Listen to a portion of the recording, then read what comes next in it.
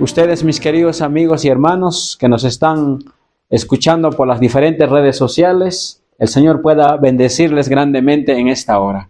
Vamos a estudiar el día de hoy la reforma educativa en relación con lo que es la reforma pro salud y en relación al mensaje del tercer ángel. Para esto vamos a empezar lo que es con una cita que trae en el libro de Daniel, en el capítulo 12 del libro de Daniel. Ahí encontramos una cita súper especial. Daniel capítulo 12, verso 4. O si no, vamos a irnos al capítulo 12, verso 13. Vamos a irnos más directo aún todavía. Bueno, vamos a entonces aquí. Daniel capítulo 12, versículo 13. 12, 13. Vamos a ver qué es lo que dice ahí. Pero tú, Daniel, dice, pero tú. En la parte de abajo dice, pero tú continúa hasta el fin y descansarás y te levantarás para recibir tu heredad al fin de los días. Búscalo ahí en The Word y el comentario, ¿no? Del Daniel 12, 13. The Word, y luego cuando tengas me avisas. Entonces, ¿qué es lo que está diciendo aquí? Que Daniel iba a levantarse al fin de los días, ¿para qué? Para recibir su heredad. Esta palabrita es bien interesante. Cuando leemos el comentario de la hermana Huay en el comentario 7a, dice claramente. Ahora, ¿qué es lo que significa esto? Vamos a conectar con otro versículo. Para eso voy a aquí sacar mi Biblia. En el libro de Apocalipsis capítulo 14, en el verso 13 vamos a leer. Apocalipsis capítulo 14, verso 13. ¿Qué es lo que trae ahí? Vamos a ver en esta tarde. Ya vamos a trabajar. Acá tengo varios materiales. Quizás no puedan ver, ¿no? Porque están escuchando solamente audio. Pero yo les voy a mencionar. En el capítulo 14, en el verso 13, encontramos una promesa bien interesante para los justos que mueren y han dejado ciertas obras, ¿no? Y dice todavía ahí que sus obras continúan. Apocalipsis era Daniel 12:13. ¿El comentario lo tienes? Aquí. Mientras tanto, mientras encuentras, vamos a buscar aquí o vamos a leerlo. Daniel, Apocalipsis 14:13. Ya, Apocalipsis 14:13, ¿qué dice?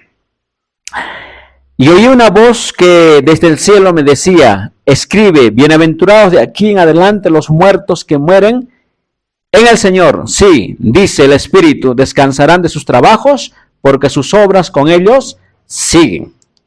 Es bien interesante esta parte, ¿no? ¿Qué está diciendo?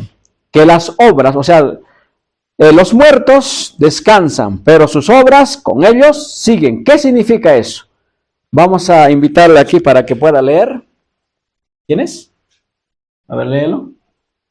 Yo te puedo agarrar, léelo. O si no lo tienes ahí, busca. Ya, vamos a leerlo aquí en el libro Comentario Bíblico de Elena de Huay, comentando Daniel 12:13. Daniel debe recibir ahora su heredad. Ha llegado el tiempo para que Daniel reciba su heredad. Ha llegado el tiempo para que, como nunca antes, se propague por el mundo la luz que le fue dada. Si aquellos por quienes el Señor ha hecho tanto caminaran en la luz, su conocimiento de Cristo y de sus profecías concernientes a Él aumentaría gradualmente a medida que se acercan a la terminación de la historia de esta tierra. Ese está en el libro de manuscritos 176, escrito en el año de 1899. Entonces dice que Daniel debe recibir ahora su heredad. O sea, se va a levantar justamente Daniel en estos tiempos finales. ¿Para qué? Para recibir su heredad. ¿Se dan cuenta, no es cierto? Ahora, ¿qué significa eso? En el libro de manuscritos liberados, en el tomo 1, dice claramente que los muertos tienen que volver a hablar. ¿Qué significa eso? Porque en el capítulo 14, verso 13 dice, sí, dice el Espíritu, descansarán de sus trabajos, porque sus obras con ellos siguen. Los muertos tienen que volver a hablar. En este caso, el capítulo 14 está refiriéndose a los que murieron, ¿no es cierto?, en el Señor. ¿Cómo los muertos hablan? ¿Y cómo Daniel tiene que volver a recibir su heredad? Es fácil. En otras palabras, las obras que estos fieles dejaron, ya sea un libro, ya sea un panfleto, ya sea tal vez en audio, como lo que tenemos el audio, por ejemplo, de Edward Alexander Sutherland, ¿no? Me quedé sorprendido, ¿no? Todavía estaba la voz viva de Edward Alexander Sutherland y muchas veces lo hemos escuchado, pero está en inglés. Entonces, ¿cómo sería esta parte? Por ejemplo, ¿tienes la línea del tiempo, por favor? A ver, ábrelo la línea del tiempo. Bueno, acá tenemos, vamos a vernos desde el punto de vista del Lutero. De los 3 llamados vamos a ir, ¿ya? Vamos a ir, desde ese punto de vista. Vamos a leer en el libro, para eso, en el libro de Fuentes de Agua Viva o Cisternas Rotas. En la parte dorsa de acá atrás, de Fuente de Agua Viva, o en la contratapa se le dice también, encontramos algo bien interesante. Y vamos a partir desde el punto número 2. Dios había llamado, dice, una vez a su pueblo. O vamos a poner los signos para acá, en la pizarra, para que ustedes puedan ver. En el libro de Fuentes de Agua Viva o Cisternas Rotas. Educación, acá está. Vamos a poner aquí, llamado. La palabra llamado. Listo, ahora sí vamos a capturarlo. Ahora vamos a leerlo aquí, para no hacer mucha pausa. Dios había llamado una vez a su pueblo que saliera de Egipto. ¿A qué había llamado Dios, dice, a su pueblo? Para que saliera de Egipto, ¿no es cierto? Saliera. Pero su iglesia, abandonando la pureza del evangelio, volvió allá para su educación. La reforma fue su segundo llamado y hoy está sonando el tercer llamado. Bueno, aquí no lo encontramos para beneficio de aquí. Ahora vamos a ver, había llamado la palabra, entonces vamos a buscar tercer llamado, vamos a ver. Muy bien. A veces se va también, ¿no? Tercer llamado. Ya está. Ahí está, más rápido todavía. Todavía está subrayado.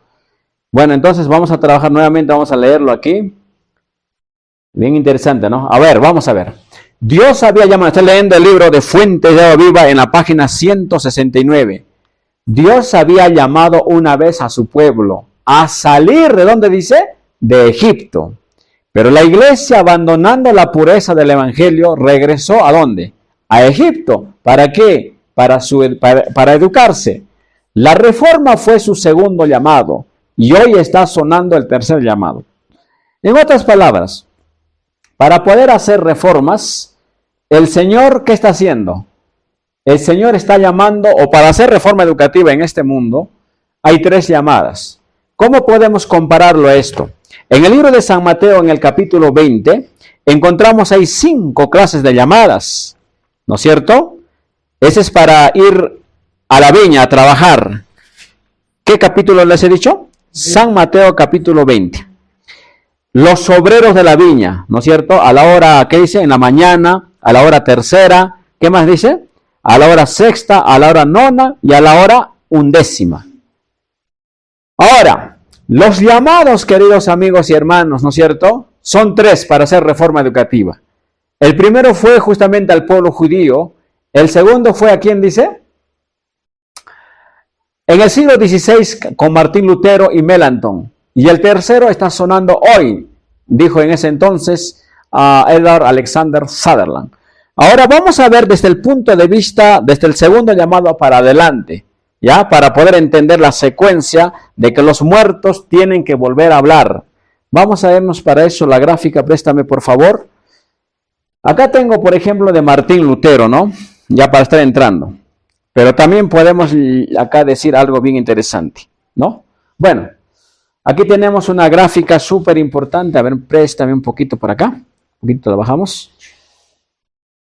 A ver, en el segundo llamado, Martín Lutero empezó justamente, ¿no? Su segundo llamado en el año 1517. Vamos a poner eso. ¿Cuándo empezó Martín Lutero? Si bien es cierto, el Señor lo levantó. 1517. Vamos a ver. Ahí está. Está en la página 236. A ver, búscamelo, por favor.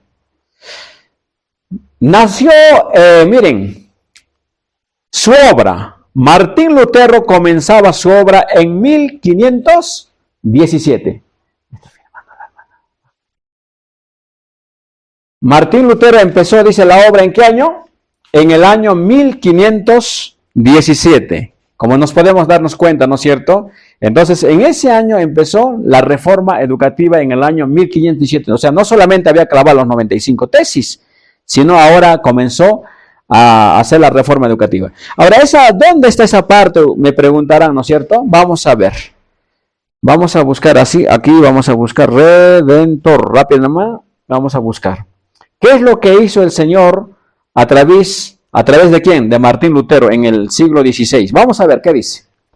¿Qué dice aquí Sutherland? Está en la página 249. Los efectos extendidos de la reforma, dice, el evento más trascendental de la historia del mundo, excepto el nacimiento del Redentor, fue la reforma del siglo XVI. Wow. Grandes movimientos religiosos han ocurrido antes y después, pero son eclipsados por la brillantez y los resultados de largo alcance de este. Desde entonces se han alcanzado más hombres, se han revolucionado más vidas que por las fuerzas combinadas de todos los cambios en los círculos civiles y domésticos. El hecho es que cuando se consideran las causas de los cambios políticos en el mundo moderno, todos los pensadores deben reconocer estos cambios. Se deben, dice, de una forma u otra, a la actitud asumida por las personas involucradas con respecto a esa reforma. Miren, como podemos darnos cuenta, ¿no es cierto?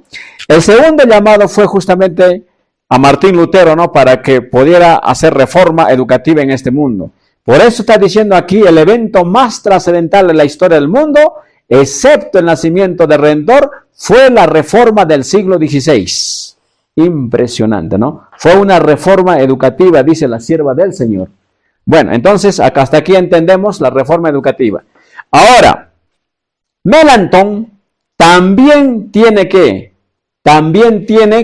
vamos a ver cuántos fueron levantados en ese entonces, o quiénes. Ya lo sabemos, ¿no? Pero vamos a dar un repasito pequeñito nada más, cómo el Señor levantó a estos tremendos hombres, ¿no es cierto?, para hacer reforma.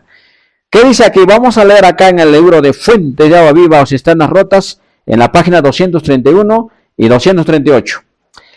Porque de esta unión de dos almas fluyó la gran reforma educativa del siglo XVI.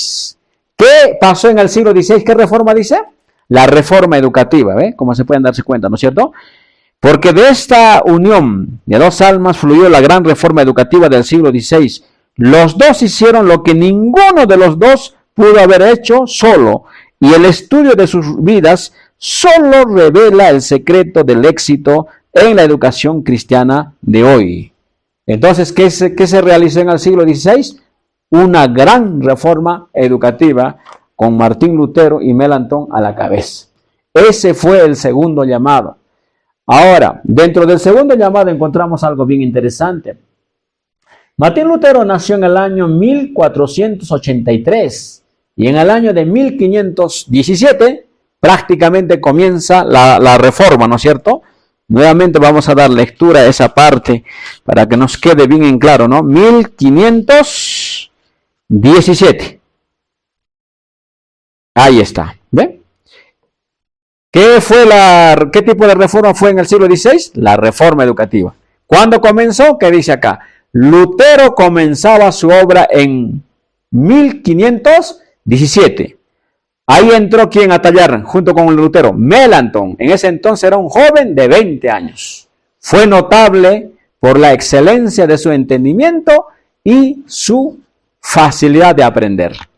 ¿Se dan cuenta, no es cierto? Entonces, los dos fueron unidos por el cielo para hacer la gran reforma educativa del siglo XVI. Entonces, Martín Lutero nació en el año 1483.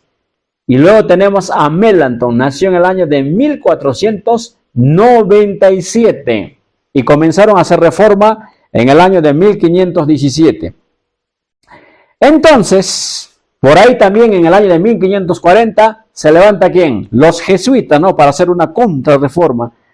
No he traído el libro, el estudio sobre la educación cristiana ahí, moderno, préstame.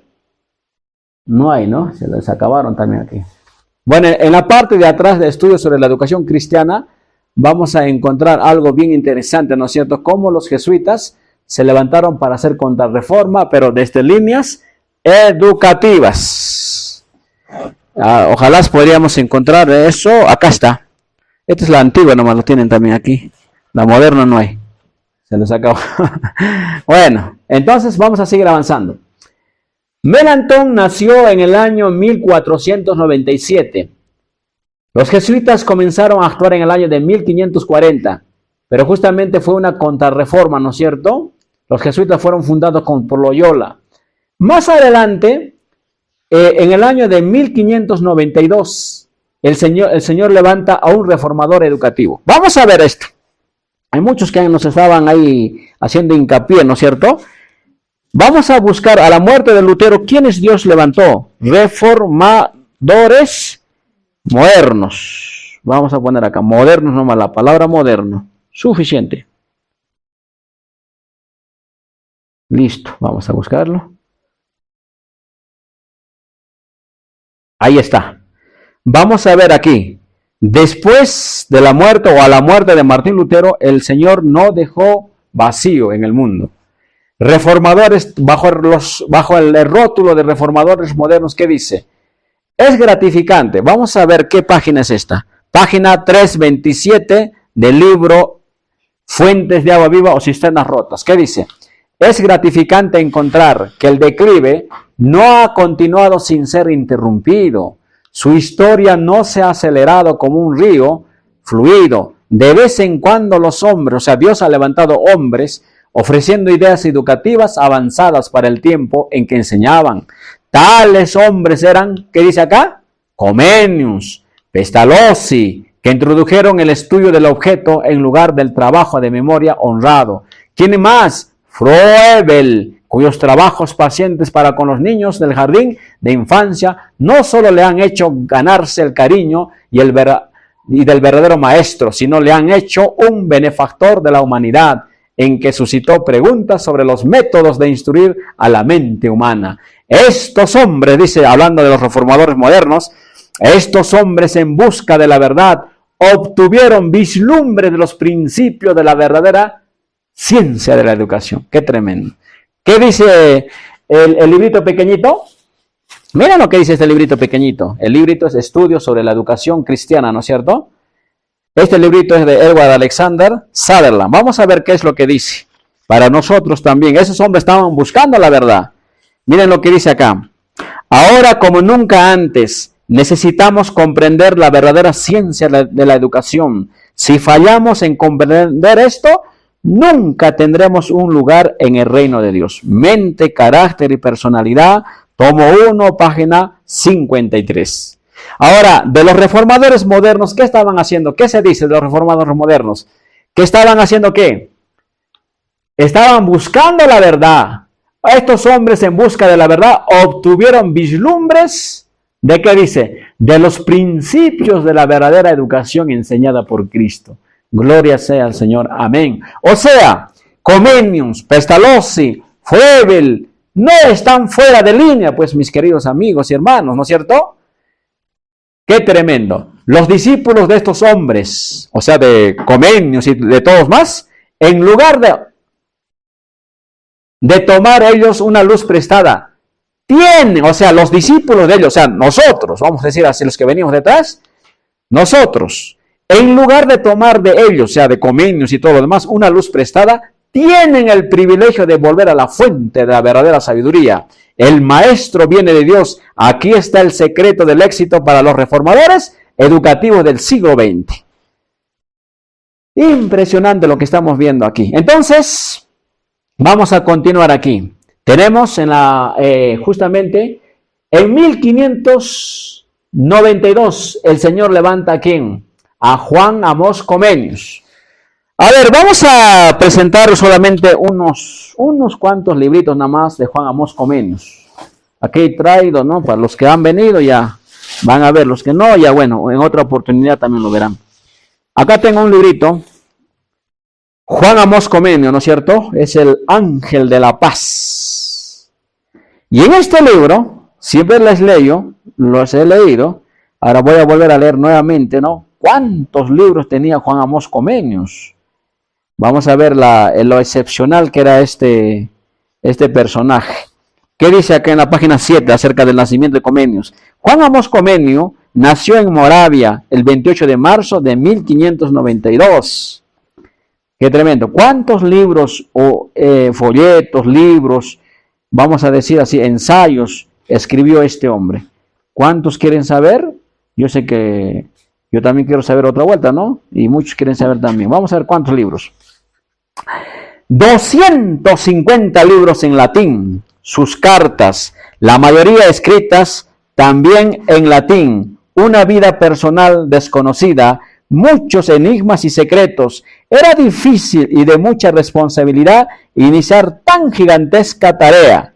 ¿Cuántos libros dice aproximadamente entre sus obras? 250 libros sobre reforma educativa escritas, ¿no?, en el temor del Señor por Comenius. ¿De dónde hemos sacado Comenius? Hemos sacado del libro de Fuentes de Agua Viva o Cisternas Rotas, bajo el rótulo o bajo el título de Reformadores Modernos. Acá tengo uno, El Ángel de la Paz. Así como estos, hay 250 libros. Vamos a mostrar uno más. A ver, para que ya les hemos picado aquí, ¿no es cierto?, lo que es la curiosidad. Ahora vamos a ver. Vamos a poner aquí en orden. Aquí tengo algunos. La vez pasada también les estaba mostrando a algunos hermanitos. De Comenius. Comenius es un autor extraordinario. Vamos a ver si está por acá. Acá tengo la obra cumbre de Comenius. Se llama Didáctica Magna. Este librito, ¿no es cierto?, lo que es Didáctica Magna. Juan Amós Comenius. ¿Qué es lo que encontramos en Didáctica Magna? Encontramos los principios de la verdadera ciencia de la educación. Didáctica Magna, como pueden verlo, ¿no es cierto? Ahí está Juan Amós Comenius. ¿Qué encontramos? Los principios de la reforma educativa. Tremendo. En primer lugar, dice, no se le debe considerar al ser humano, por ejemplo, acá, como la obra maestra. Y el sistema educativo tiene que estar diseñado para esa, o sea, a la altura de la obra maestra para hacer, ¿qué cosa? Educación. Pero en el otro sistema educativo no lo consideran pues al hombre como obra maestra, lo consideran como ¿qué? Evolución. Entonces, ¿por qué crees que nos están enseñando pues ya, cómo se puede decir esto? Nos están queriendo esclavizar. ¿Por qué? Porque supuestamente ellos no nos consideran como la obra maestra de Dios, sino nos consideran que estamos, ¿qué cosa? Hemos nacido, no sé, de un bicho y tanta cosa, ¿no? Y se ha evolucionado. Mira, por ejemplo, dice acá, ¿cómo debe ver el profesor al niño? El hombre, dice, es la criatura postrera, la más absoluta, la más excelente de todas las criaturas. Solamente el título vamos a leer. Qué tremendo, ¿no es cierto? Entonces, si el maestro considerara al hombre, al pequeñito que viene, al adolescente que viene, al jovencito que viene, o al hermano ya de mayor edad que viene, si lo consideraría como la criatura más sagrada, la criatura más absoluta, la criatura más excelente de todas las criaturas, entonces pues no elevaría todos los estándares. Pero como lo considera el otro sistema salido por evolución el hombre, entonces, ¿cómo le va a ver? Como cualquier cosa y como siempre, ¿no? Para pisarlo así. Entonces, ahí está.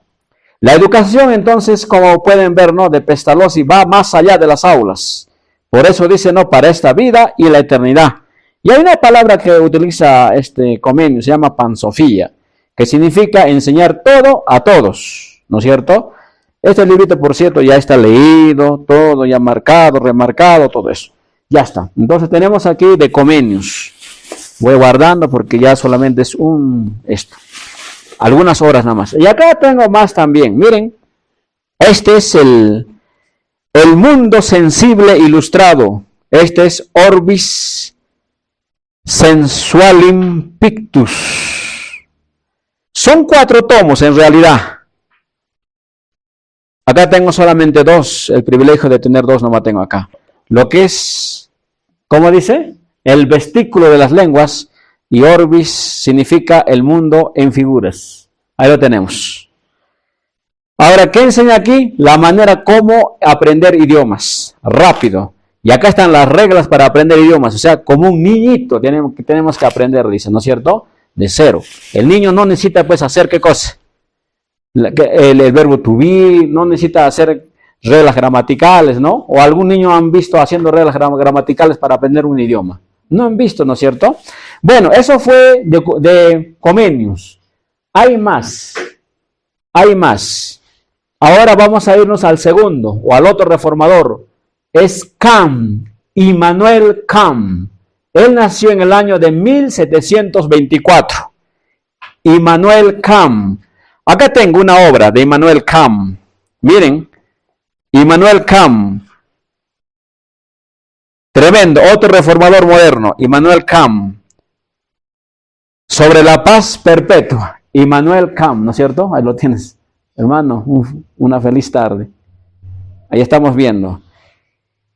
En Sobre la paz perpetua, Kant desarrolla como si de la redacción de un trabajo de paz se tratase, su proyecto jurídico para conseguir una organización política mundial y participar cada uno de ellos, de los estados, que favorezca a la paz. Bueno, está hablando acerca de lo que es sobre la paz perpetua.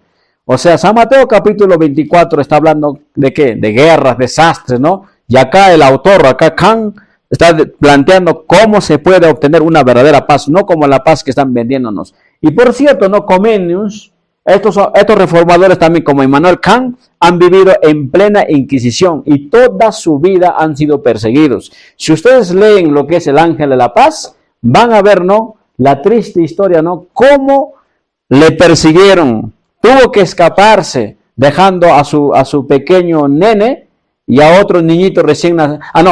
Gestando estaba su esposa. Y se tuvo que escapar. Y cuando regresó, según la historia que está en este libro, él pensaba encontrarse con su niño, con su esposa, quizás ya con bebé, ¿no es cierto? Pero cuando regresó, el niño, su esposa y su bebé que estaba gestando murieron. Qué pena, ¿no? Qué cuadro fue eso. Qué conmovedor. Toda su vida fue perseguido. Muchas de sus obras fueron quemadas. Está registrado acá, ¿no? Y él también, ¿no? Estaba ahí, ya estaban actuando los jesuitas, ¿no? Para hacer contrarreforma educativa. Es bien triste la historia, pero bueno, el Señor es grande. Entonces acá tengo de Kant.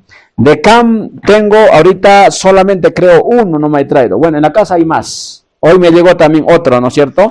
La pedagogía según Kant. Creo que eso es lo que estaba comprando. Hay varios de Kant, ¿no es cierto? Crítica a la razón pura también hay de Kant. Bueno, acá tenemos de Kant. Luego, ¿qué más viene aquí? En el año de 1745, bueno, vamos aquí. Ese es de Kant. Vamos a seguir avanzando, ya es Jefferson. Acá está. Ya que te pase la diapositiva. Luego, en el año de 1746, el señor levanta ¿a quién? Ahí tenemos a Juan Enrique Pestalozzi. ¡Wow! Juan Enrique Pestalozzi. ¿Se acuerdan ustedes que hemos leído? ¿Dónde está Pestalozzi? Acá está. Y él lo está marcando, ¿no es cierto? Allá está. Pestalozzi, en el libro de Fuentes de Agua Viva y Cisternas Rotas. Pestalozzi tiene una obra cumbre. El nombre de la obra cumbre es El Canto del Cisne. ¿Qué es lo que encontramos aquí? Más principios sobre la ciencia de la verdadera educación. Tremendo. Aquí ya habla de leyes de fuerza. El niño tiene leyes, ¿no es cierto?, en su mente y tienen que ser conocidos por el maestro. Si no lo conoce el niño, las leyes, entonces, o en este caso el maestro, si no lo conoce, la sierva del Señor le llama algo a ese sistema educativo que no conoce las leyes que gobiernan al ser humano. Vamos a ver qué es lo que dice la sierva del Señor en la página 56 del libro Colección Spalding Magan. Dice, la educación, según es conducida, en las escuelas de hoy es desequilibrada y por tanto un error. Desequilibrada, ¿por qué? Porque no conocen las leyes. Las leyes son los que dan el equilibrio, ¿no es cierto? Y esas leyes están aquí en lo que es en el canto del cisne. Voy a leer un poquito más para que puedan ver, darse cuenta un poquito. El equilibrio de fuerzas que se propone de un modo tan esencial, la idea de la educación elemental, la idea de educación, dice, elemental, sienta sus pretensiones en el desenvolvimiento adecuado de cada una de las potencias fundamentales de nuestra naturaleza. Cada una se desenvuelve, está hablando de las leyes, cada una se desenvuelve según eternas e invariables leyes, y su desarrollo es apropiado solo en la medida en que concuerda con estas leyes. Todas las veces que exista contraposición o desacuerdo, o sea, las leyes, viene lo antinatural. Las leyes que rigen el desenvolvimiento natural de cada una de nuestras potencialidades son fundamentalmente distintas entre sí. ¿Qué está hablando? Dice que hay leyes que rigen el desenvolvimiento natural de cada una de nuestras potencialidades. Ahora, esas leyes no son conocidas, o sea, prácticamente lo han borrado del mapa, y si es así, la sierva del Señor dice que es una educación desequilibrada, por tanto, un error en educación. Qué tremendo, ¿no? No lo hemos leído. Mira, cómo se ensamblan los libros, ¿eh? Es lo que deben estar chequeando, ¿no? Cómo se ensamblan los libros. Bueno, se va ensamblando ahí. ¿Qué más? Estamos hablando de Juan Enrique Pestalozzi. Era prácticamente un maestro, ¿no es cierto? Por ejemplo, acá tengo Pestalozzi, la confianza en el ser humano. Pestalozzi. Tremendo libro. A ver, no sé si lo tomas foto por ahí. Muy bien, aquí vamos a darle. Biblioteca de grandes autores. Pestalozzi, la confianza en el ser humano, dice. Vamos a ver qué es lo que dice de Pestalozzi. Es excelente. Hay educadores, presten atención. Pestalozzi nació en el año de 1746 y murió en el año de 1827. Miren lo que dice en la página 7 en la introducción del libro Pestalozzi, la confianza en el ser humano. Página 7 dice: hay educadores que trascienden la historia y entran en la eternidad. Pestalozzi es uno de ellos. ¡Wow! ¡Qué tremendo!, ¿no? El Señor nos ha mandado a este mundo, ¿para qué? Para trascender. No somos animalitos, no perritos, ni gatitos, ni conejitos, ni pollitos. El pollito no trasciende, o sí, pero hay perritos que trascienden, ¿ah? ¿Se acuerdan de, no sé si es Hachi, no sé quién era? Que estaba ahí, no sé, esperando, ya tiene su monumento, ya, si hasta los animalitos ya trascienden, ¿cuánto más nosotros, queridos amigos y hermanos, ¿no es cierto? Entonces, nuevamente vamos a leer, qué frase tan hermosa, a mí se me gustó. Hay educadores que trascienden la historia y entran en la eternidad. Pestalozzi es uno de ellos. Hoy como ayer le habla tanto al corazón como a la razón. Proclama y demuestra que no hay educación verdadera sin amor. Que no hay amor verdadero que no esté al servicio del otro hasta el sacrificio de sí mismo. ¿Qué dice? No hay mayor amor que, dice, de un amigo que dar la vida por el otro, dice, ¿no es cierto? Qué bonito lo que está hablando aquí. Y creer con fe inextinguible en el hombre y en su humanidad, y confiar en el mundo de justicia y fraternidad. Pestalozzi no es más que eso: amor, fe y esperanza. Wow, miren, humilde y pobre nació, pobre y humilde murió. Miren lo que dice de Pestalozzi: humilde y pobre nació. De todos estos reformadores murieron sus padres. Ese es un común denominador de los reformadores modernos, por cierto.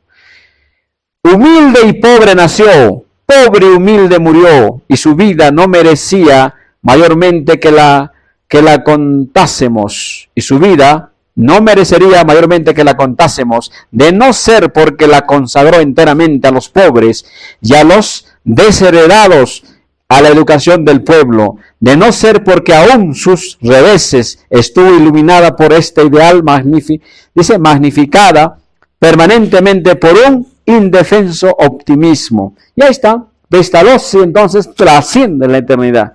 Ese es el tipo de maestro que se necesita para hacer reformas en estos tiempos. ¿Qué más tenemos de Pestalozzi? ¿Qué dice? Educador de los pobres, de los niños abandonados. Por eso dice la sierva del Señor al tiempo final. El Señor va a levantar a niños, va a levantar a iletrados. Por eso se dice que estamos entrando en la era de ¿quién? De Pestalozzi. La confianza en el ser humano es otro de los títulos. Acá tengo otro de Pestalozzi. ¿Dónde está de Pestalozzi? Acá tengo otro, ¿no es cierto? Escrito en plena Revolución Francesa. Este es Johann Heinrich Pestalozzi, Investigación de los Principios sobre Educación Cristiana.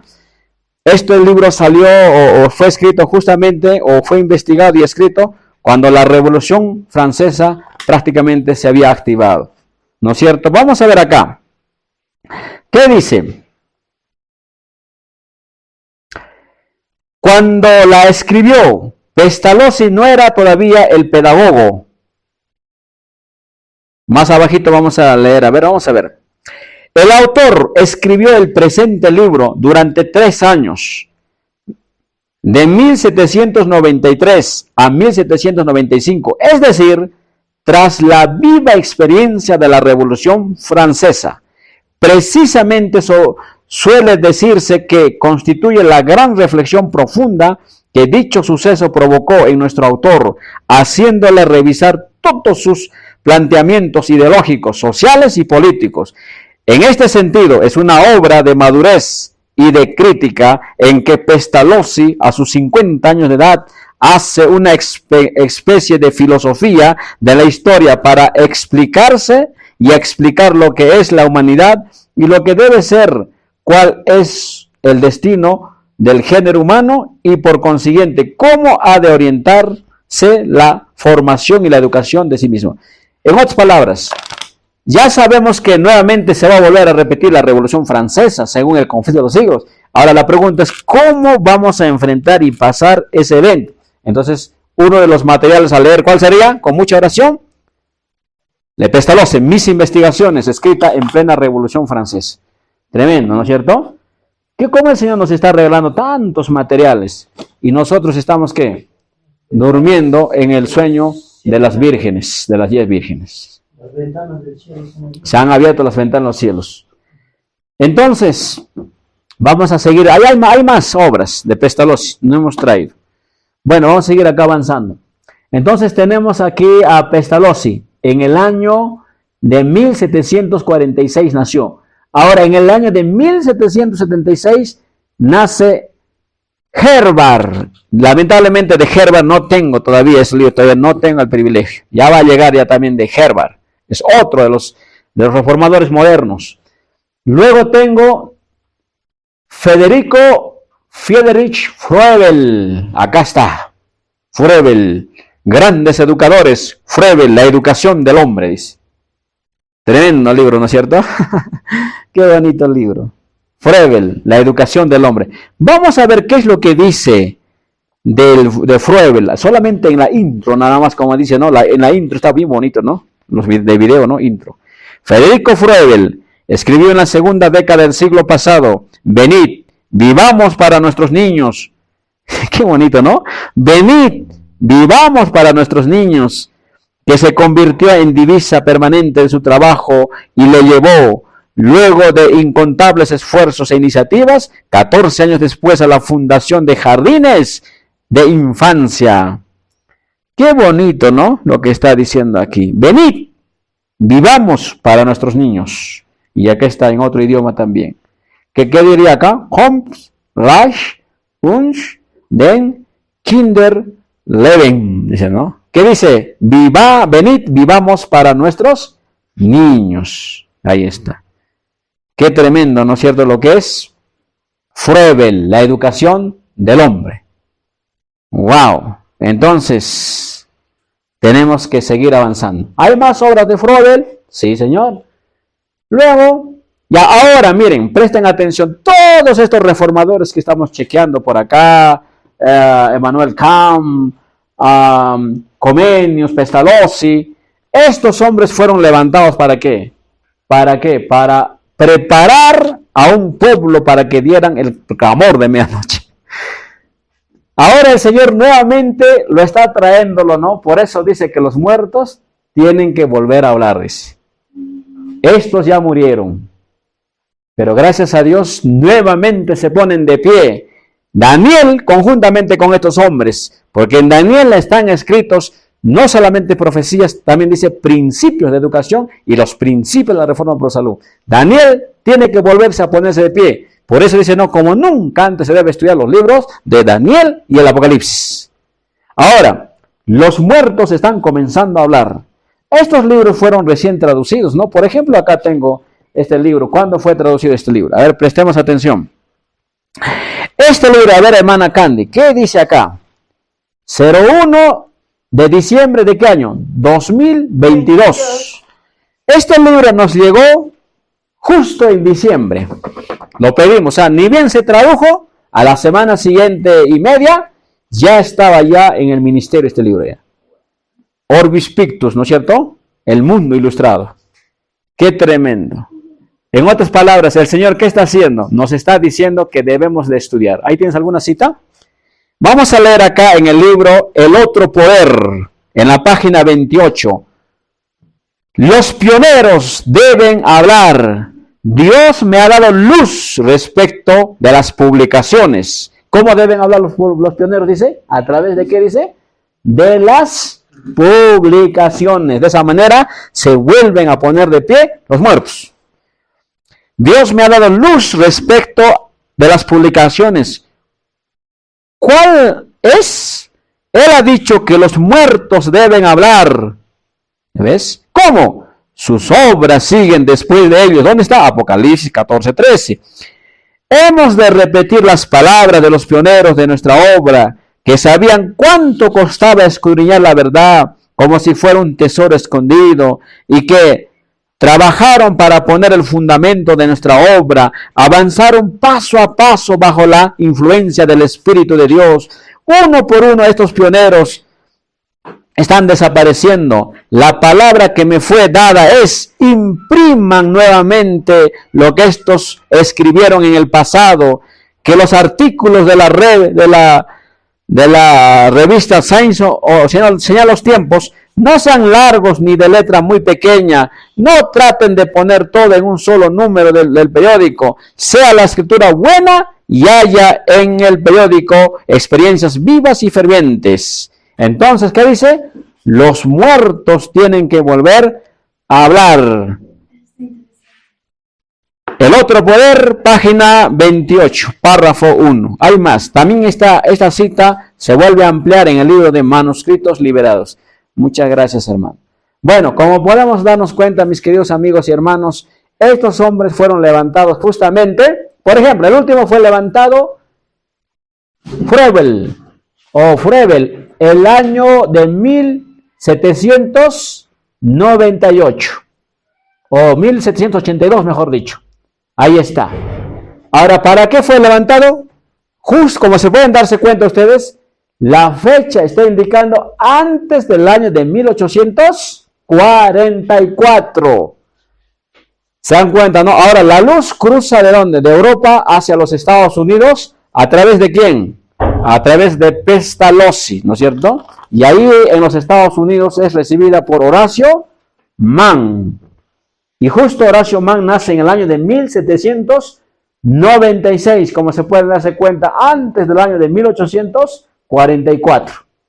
Ahí está. Y Guillermo Miller nace en el año de 1816. Interesante, ¿no? Entonces, hasta aquí vamos a quedar, mis queridos amigos y hermanos. Ahora, la reforma pro salud. ¿Cuál es la relación de la reforma pro salud? Con esto vamos a terminar. En la página 90 del libro de... Fuentes de agua viva o cisternas rotas.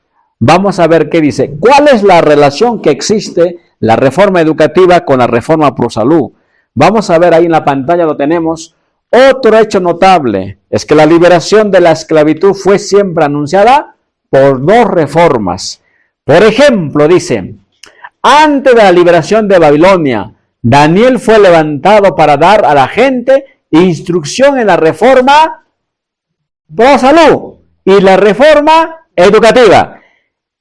Ahora, antes de leer esto, dice acá, otro hecho notable es que la liberación de la esclavitud fue siempre, no dice de vez en cuando, posiblemente, no dice, fue siempre, la palabra es siempre, fue siempre anunciada por dos reformas. ¿Cuáles reformas? La reforma pro salud, la reforma educativa, y todavía termina diciendo, estas dos siempre van acompañadas, o sea, no se pueden separar. ¿Ves? ¿Se dan cuenta? ¿No? Entonces, así como Dios levantó a estos hombres, ¿no es cierto? Varios hombres para hacer reforma educativa, también el Señor ha levantado hombres para hacer ¿qué cosa?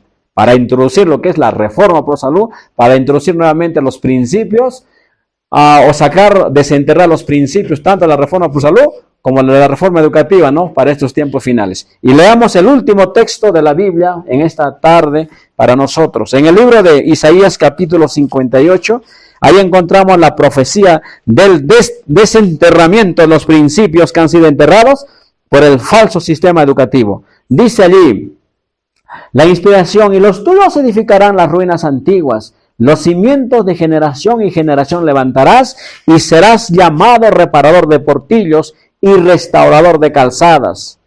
Qué interesante, ¿no es cierto? 58:12. En el tiempo del fin, todas las instituciones divinas han de ser restablecidas, según el capítulo 12, verso 17, dice, por el remanente final. Que el Señor nos pueda ayudarnos, queridos amigos, que nos van a estar sintonizando más después, a poder ser reformadores en este tiempo final. ¿Dónde están los Calebs modernos? ¿Dónde están los Josés modernos? ¿Dónde están los Gedeones, no? Y los 300 de Gedeón. ¿Será usted parte? ¿Seré yo parte? De nosotros depende. Querido hermano y amigo, ¿qué haremos? Ya empezó a sonar el tercer llamado. Si nosotros no acudimos al tercer llamado, entonces está escrito que los obreros de la hora undécima ya vienen, ya están levantándose. Y han dicho claramente a través, vamos a decir, no, tomando la voz el evangélico, ¿no es cierto? Que ya hemos escuchado, el pastor dijo, ¿qué dice? Abran cancha, dice, ¿no es cierto? Que aquí vienen los que verdaderamente van a trabajar. Así que los adventistas que no queremos trabajar y no queremos soltar los recursos que el Señor nos ha dado, entonces está diciendo los hermanos evangélicos que ya son parte de los obreros de la hora undécima, por favor, ya no más perjudican la causa. Dejen como está, no toquen nada, déjenlo y retírense, dijo. Es lo que está diciendo, ¿no? En otras palabras, en el libro de Apocalipsis, vamos a ver qué es lo que dice, cuál es la amonestación para nosotros los adventistas del séptimo día. Supuestamente ya estaba preparada nuestra corona, todo, ¿no es cierto? ¿Qué dice? Acuérdate pues de lo que has recibido y oído. 3:3 de Apocalipsis. Guárdalo y arrepiéntete, pues si no velas, vendré sobre ti como ladrón y no sabrás a qué hora vendré sobre ti.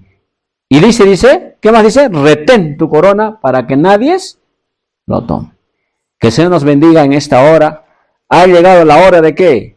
De podernos, como dice en Joel, capítulo 2, que salgamos, ¿no es cierto?, de nuestro tálamo. La novia y el novio tienen que salir, dice, ¿no es cierto?, de su, vamos a decir, de sus nupcias, y tienen que empezar a orar, a ayunar, dice. Caso contrario, vamos a decir, pasó el verano y nosotros no hemos sido salvos. Que el Señor nos bendiga en esta tarde. Ese es mi deseo y mi oración para cada uno de ustedes. Amén.